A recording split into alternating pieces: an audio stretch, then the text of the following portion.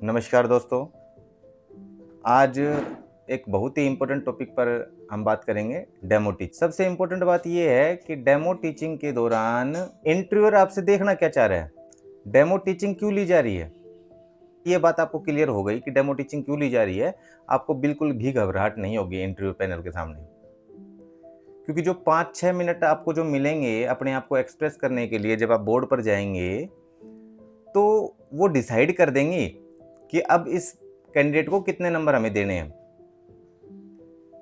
क्योंकि जो demo teaching होती है उसमें जो पैनल बैठा हुआ होता है वो आपका confidence, communication skills, classroom management, teaching methodology,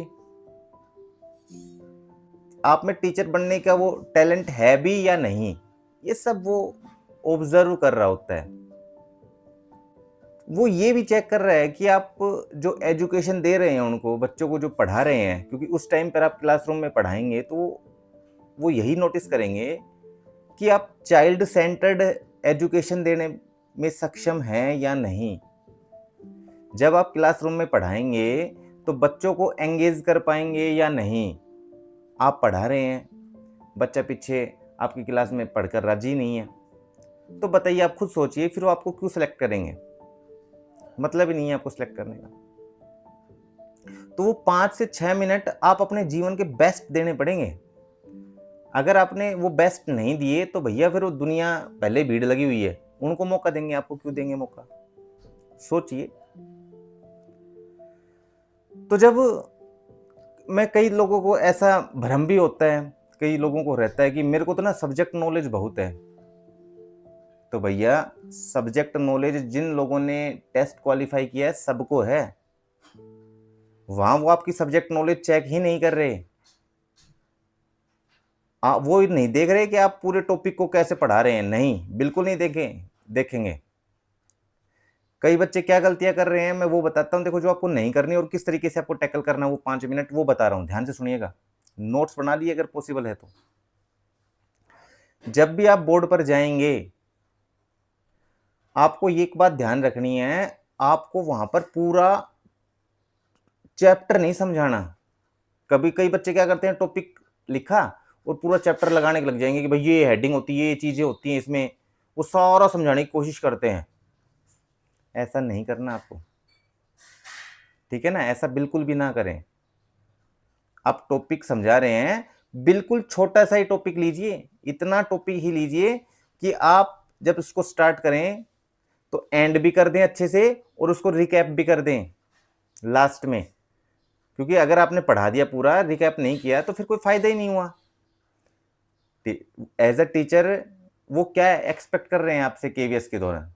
क्योंकि जब मैं एज ए एस्पिरेंट, जब मैंने डेमो दिया था और एज ए इंटरव्यू पैनल के अंदर जब मैं इंटरव्यूअर के तौर पर बैठा हुआ भी हूँ केवीएस के दौरान, तो मैंने क्या ऑब्जर्व किया और बाकी पैनल बैठा हुआ क्या ऑब्जर्व करता है।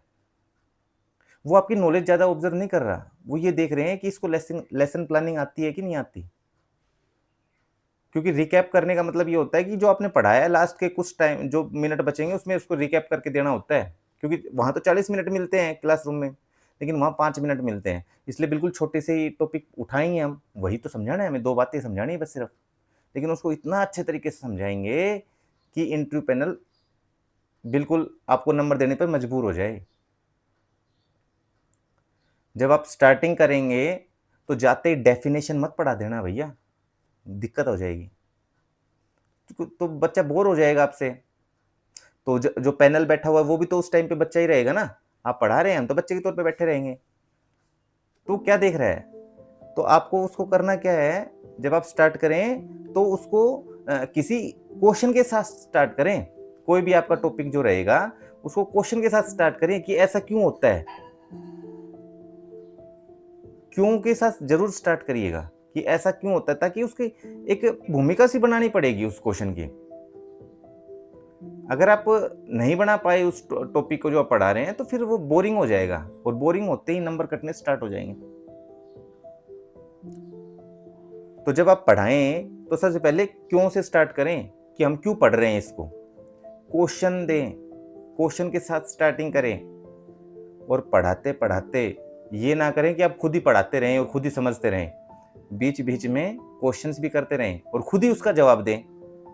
फॉर एग्जाम्पल जैसे मैं कह दूं 2x इक्वल टू 6 तो x इक्वल टू 3, तो मैं बच्चों को समझाऊंगा, मैं खुद ही बोल लूंगा देखो x इक्वल टू 3 इसलिए आया कि 2 से डिवाइड किया तो देखो कट के वो 3 आ गया, मैं खुद ही बोल लूंगा, क्योंकि एजुकेशन पॉलिसी जो है वो चाइल्ड सेंटर्ड है। तो आपको इस बात का बिल्कुल ध्यान रखना है कि चाइल्ड सेंटर्ड करके चलेंगे, आप बच्चे को सेंटर में रख के बोलेंगे, ना कि आप खुद ही अपनी नॉलेज बढ़ाते रहेंगे।